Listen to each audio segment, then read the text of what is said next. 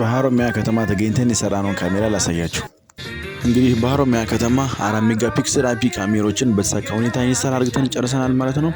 በአጠቃላይ ስራውን ለመጨረስ 1 ቀን የፈጀብን ጥሩ የሆነ የካሜራ አቀማመጥና አንግል ፖዚሽን ተጠቅመናል ማለት ነው።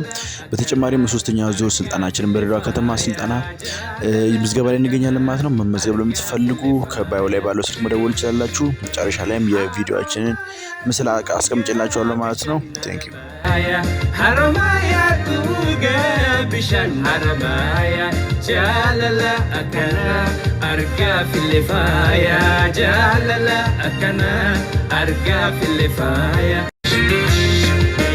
Haramaya tuge bishan haramaya Haramaya tuge bishan haramaya jalala akana arga filifaya jalala akana arga filifaya